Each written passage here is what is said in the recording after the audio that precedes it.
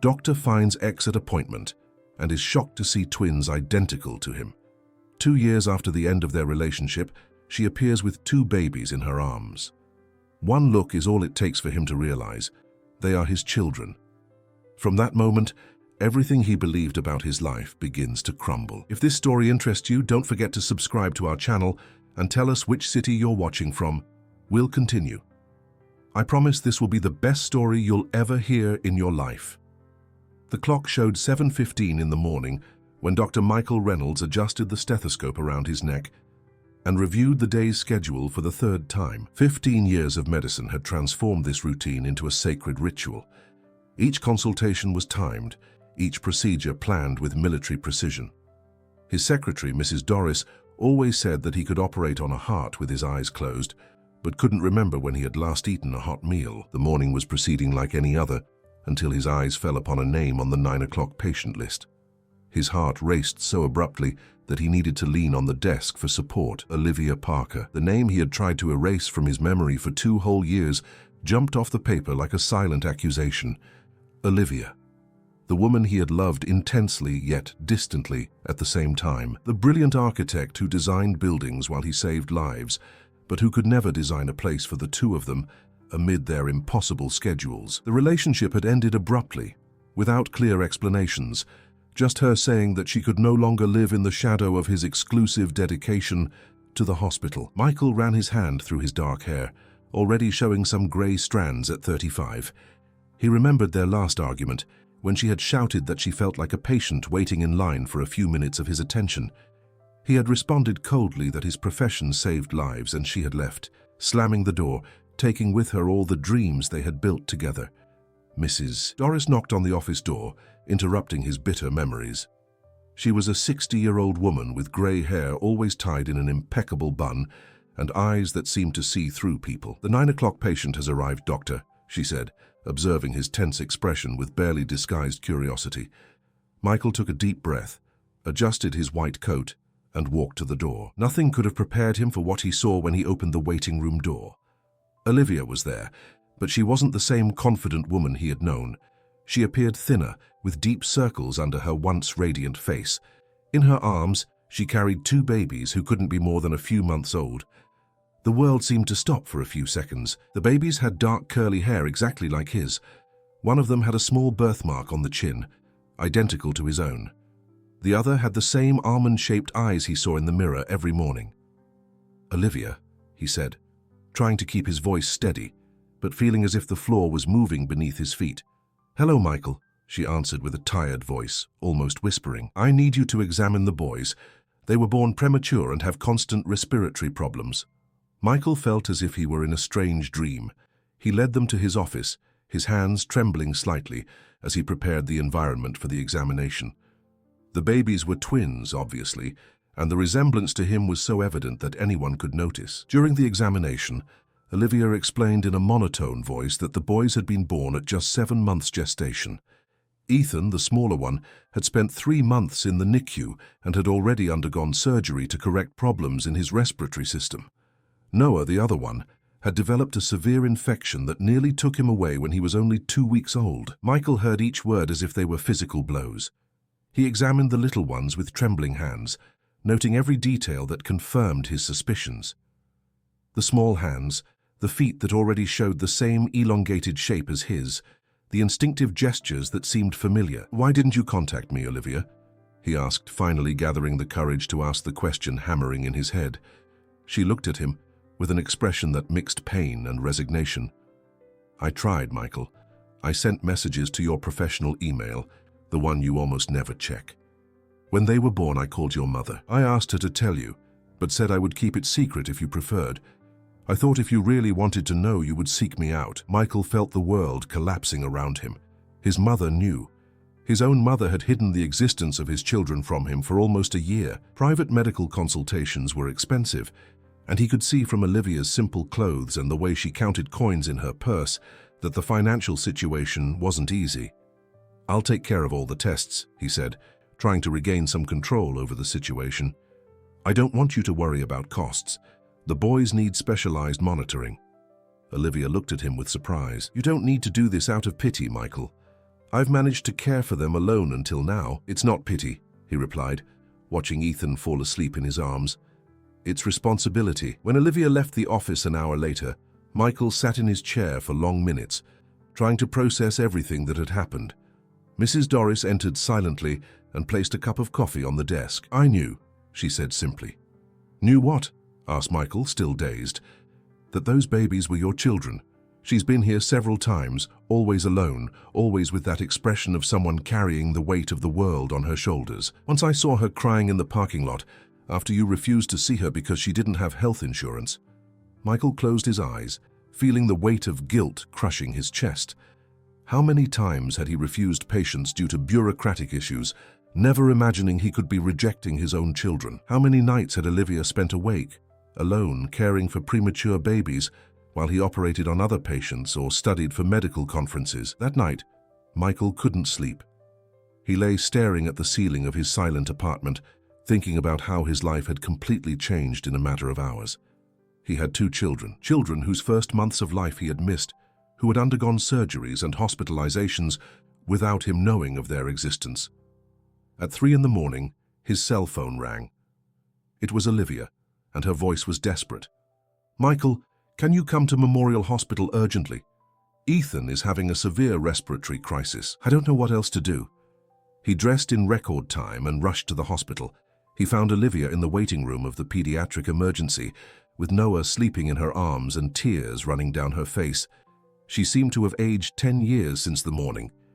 He found her in the emergency room, no longer the strong and independent woman he had known. Olivia held Noah against her chest, while tears silently ran down her face. Seeing him arrive, she stood up unsteadily, as if her legs could no longer support her.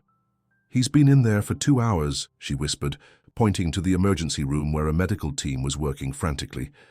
It started with a dry cough during the afternoon, but at night his breathing became very difficult. I rushed him here, but the doctors won't give me information, because I don't have sufficient health insurance for this hospital.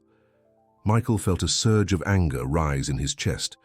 Not anger at her, but at himself, at the system, at the entire situation that had allowed his children to be treated as second-class citizens in medical emergencies. He walked straight to the reception, identified himself as a doctor and the child's father, immediately assuming financial responsibility for all treatment. Dr. Reynolds, said the pediatrician in charge, Dr. Sarah Wilson, whom he knew from the hospital corridors. We didn't know you had children. Ethan is stabilized now, but it was a severe bronchospasm crisis. The prematurity left his lungs very vulnerable. Michael entered the room where Ethan was connected to monitoring equipment, his small chest rising and falling with difficulty, even with the help of medications. It was the first time he truly observed his son up close, without the tension of the medical consultation. The boy had his thick eyebrows, the same ear shape, even the same dimple on the chin that appeared when he slept. He returned to Olivia, who had fallen asleep in the uncomfortable chair in the waiting room with Noah in her arms. He observed her for a few minutes, noticing details he hadn't perceived during the consultation. Her hands were rough, with calluses that hadn't existed before. Her nails, always impeccable when they met, were now short and unpolished.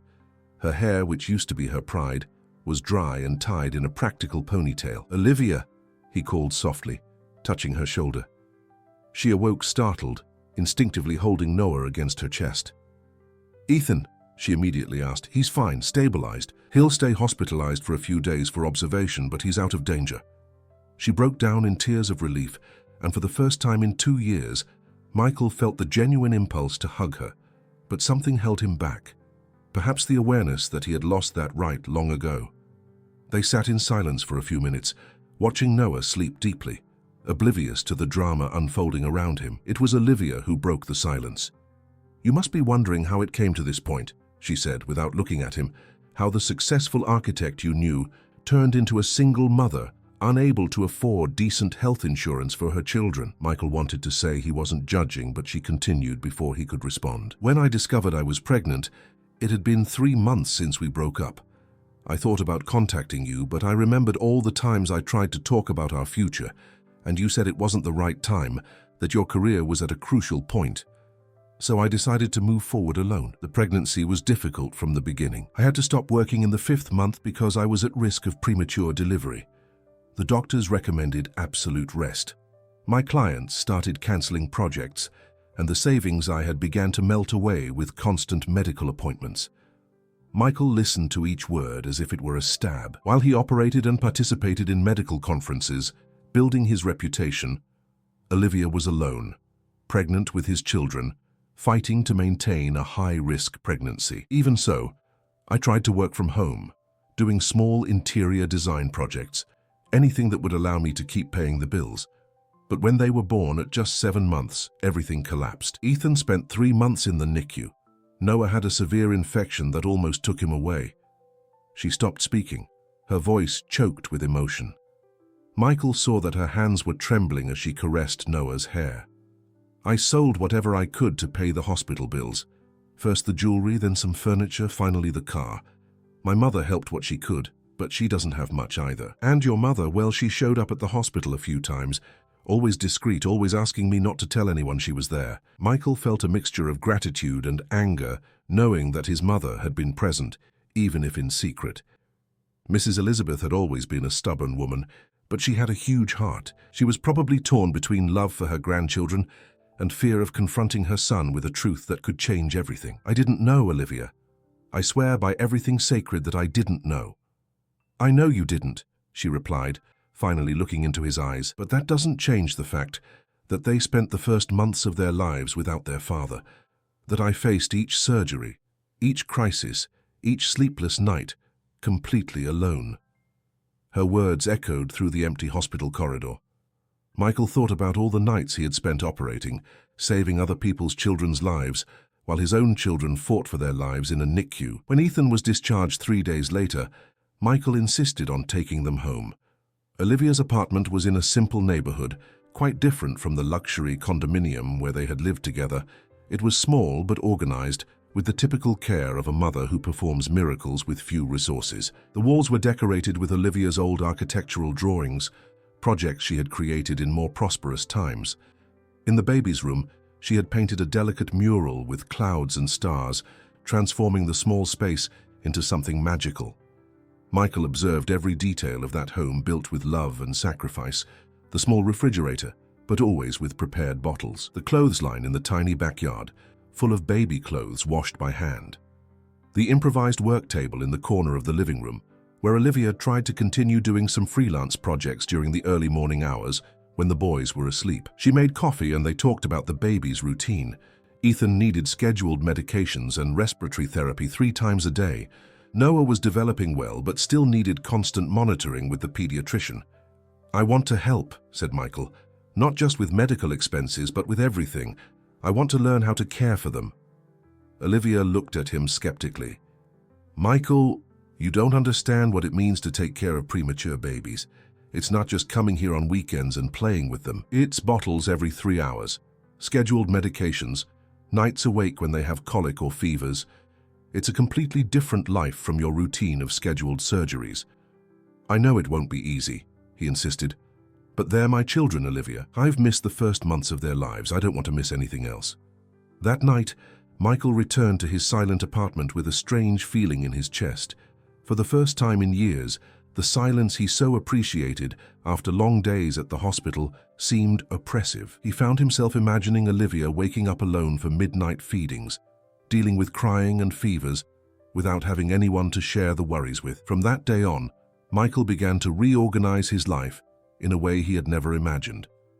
He cancelled a trip to a medical conference in Boston, something unthinkable a few months before, to be able to visit the boys 3 times a week. Each visit was a new discovery and at the same time, a painful reminder of everything he had lost. Olivia was cautious about his presence. She wasn't hostile, but maintained a respectful distance, as if protecting not only the children, but also herself from new disappointments. Michael understood her reserve and tried to earn her trust through small but consistent gestures. He learned to prepare bottles, discovering that each baby had specific preferences. Ethan liked his milk warmer, while Noah preferred room temperature. He memorized medication schedules and began to understand the different types of crying that each one emitted when hungry, sleepy, or colicky. The first time he stayed alone with the 2 babies was an almost comical disaster. Olivia had gone out to do grocery shopping, trusting him for just 2 hours. 15 minutes after she left, both babies began crying simultaneously. Michael tried everything, bottles, diapers, rocking, but nothing worked. In desperation, he remembered something his mother used to say when he was a child, that babies could sense adults' nervousness. He sat on the living room floor, took a deep breath, and began to sing softly a song that Olivia used to listen to when they were together. Miraculously, the crying gradually diminished until it stopped completely. When Olivia returned from shopping, she found Michael asleep on the couch with both babies sleeping on his chest. The scene touched her heart in a way she hadn't expected. For the first time since the boys were born, she had left home without worrying, knowing there was someone caring for them with genuine love. But Michael's constant presence in Olivia's life began to cause problems in other aspects of his life. He had been dating for 6 months with Ashley, a nurse from the hospital whom he had met during a night shift. Ashley was a practical, determined woman who had been enchanted by his professional dedication and the stability he offered. When Michael told her about the existence of his children, Ashley initially tried to be understanding. She said she understood his responsibility as a father and would support any decision he made. But as the visits became more frequent and he began to cancel commitments with her to stay with the children, the tension grew. "Michael, you need to decide what you want from life," Ashley said during a tense dinner at her apartment.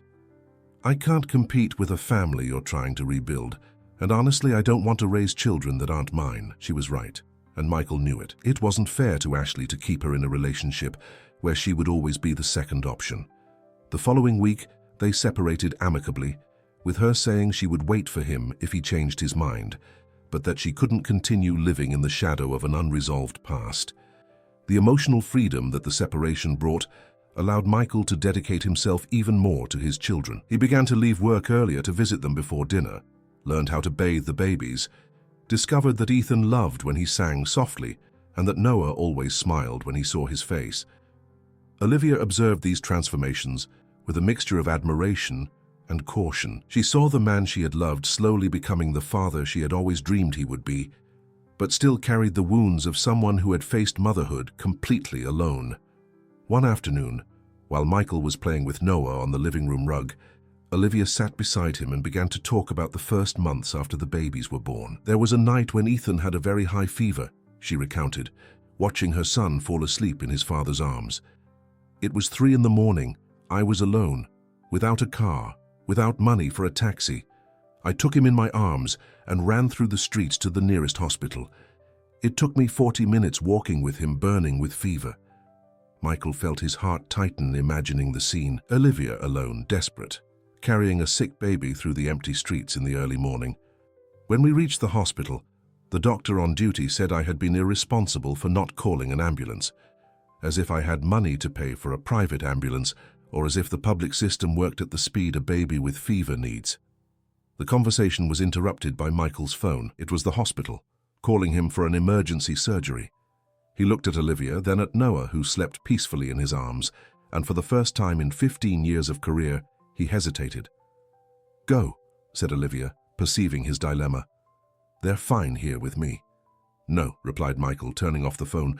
"Not today. Let them call another surgeon on duty." Olivia looked at him surprised. It was the first time she had seen him refuse a medical call.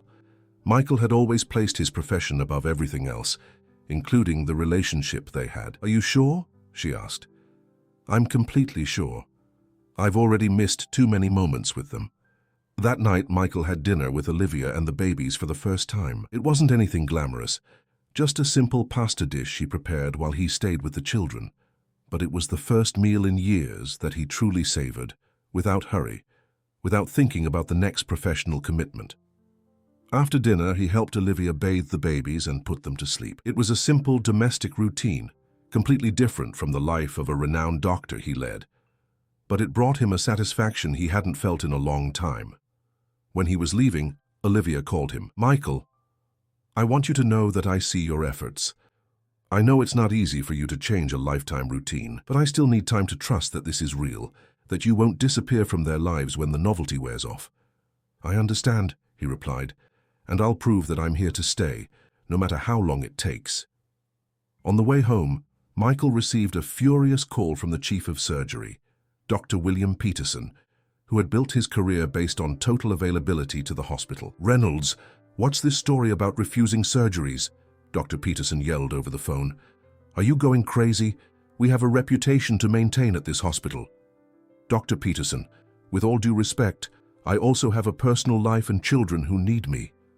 "Since when do you have children, Reynolds? You've always been the most dedicated on the team." Michael took a deep breath before answering. "Since always, doctor. I just didn't know." The conversation ended with Dr. Peterson threatening to review Michael's surgery load if he continued with this attitude. It was a clear ultimatum, his prestigious career versus his newly discovered family.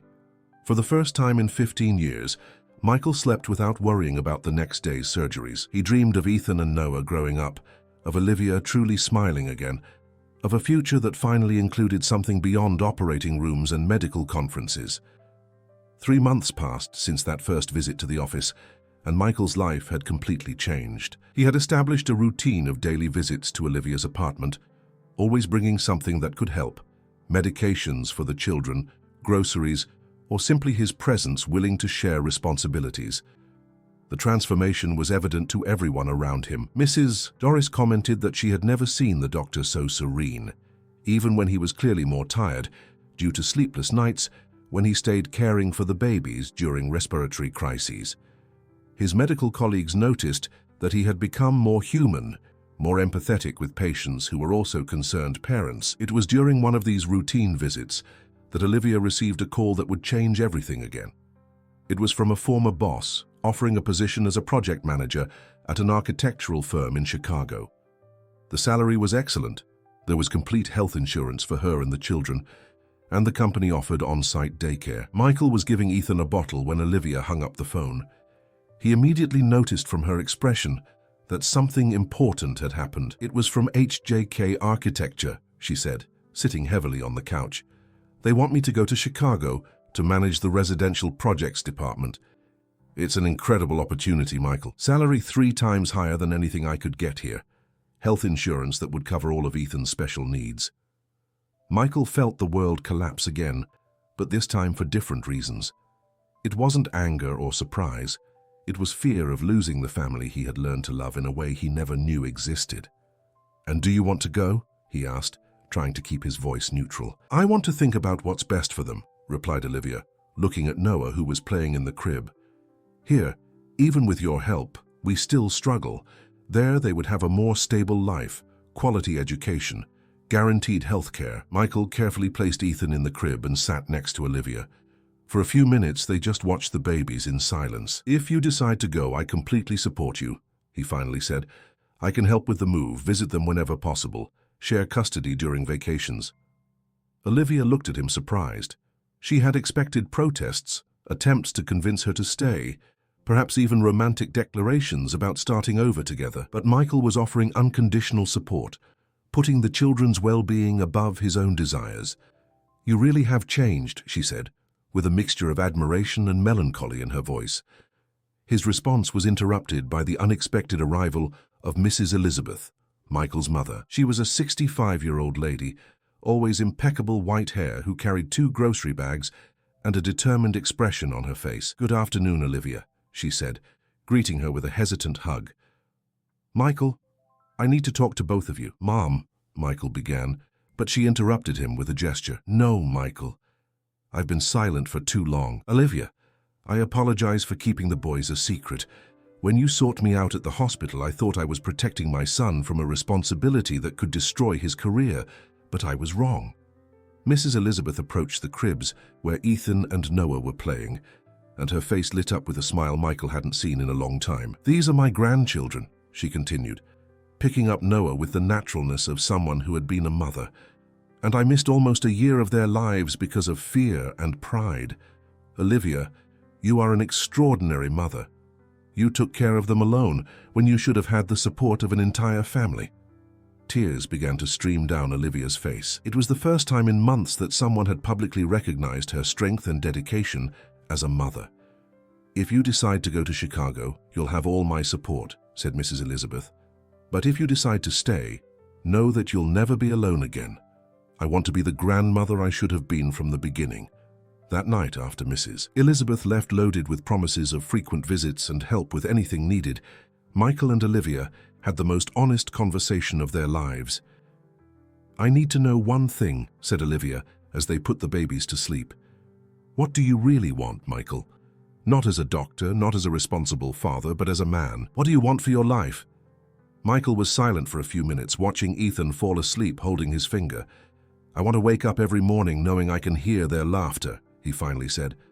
"I want to be present when they take their first steps, say their first words, have their first fevers. I want to share with you the worries and joys of raising them." "And us?" Olivia asked softly. Michael looked her in the eyes for the first time in months, with the intensity she remembered from when they first met. "I want to try again," he said, "but not as we were before. I want to try to be the man you deserve, the father they deserve. I don't promise it will be perfect. I promise it will be real." A week later, Olivia called the company in Chicago and declined the offer. It wasn't an easy decision, but she realized she was finally living something she had dreamed about during the lonely months of pregnancy and early motherhood, a real family. Michael began to refuse extra shifts and non-essential surgeries, something that scandalized his colleagues, but brought him an inner peace he didn't know. He discovered that being a good doctor didn't mean being a doctor available 24 hours a day. Olivia went back to work part-time, doing residential decoration projects, while Michael took care of the babies. Mrs. Elizabeth became the most dedicated grandmother in the world, showing up whenever they needed help, and filling the grandchildren with treats she had kept for months.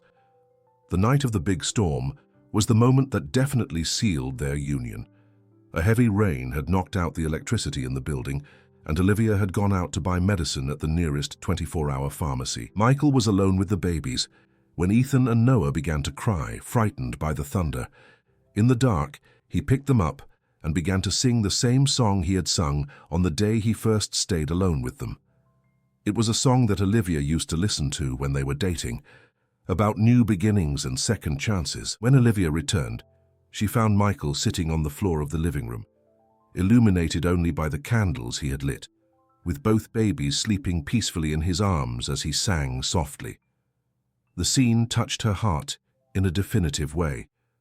There was the man she had loved, transformed into a father, a partner, everything she had dreamed of during the lonely nights of pregnancy. Without saying a word, she sat next to him on the floor. Michael stopped singing and looked at her. "I love you," she said simply. "I always have. Even when I was angry, even when I felt abandoned, I always knew you were the love of my life." "I love you too," he replied. "And I love the family we've built, even if it took me a while to realize this was what I always wanted." 6 months later, Michael publicly acknowledged paternity of the twins, registering them with his surname and ensuring they had all the rights they deserved from birth. The simple ceremony at the registry office was followed by a small party in the apartment, with Mrs. Elizabeth insisting on preparing everything. They didn't formally marry, but built something more solid than a marriage certificate. They built a partnership based on presence, responsibility, and conscious love. Michael completely reorganized his professional life, keeping only the cases that truly fulfilled him and dedicating real time to the family. Olivia began to dream again of architectural projects, this time including a house where all of them could live together. Michael fully supported her plans, actively participating in decisions and proving that he had learned to be a true partner. On Ethan and Noah's first birthday, as they watched the boys trying to take their first steps supported by the living room furniture, Olivia took Michael's hand. "Thank you," she said. "For what?" he asked. "For becoming the man I always knew you could be."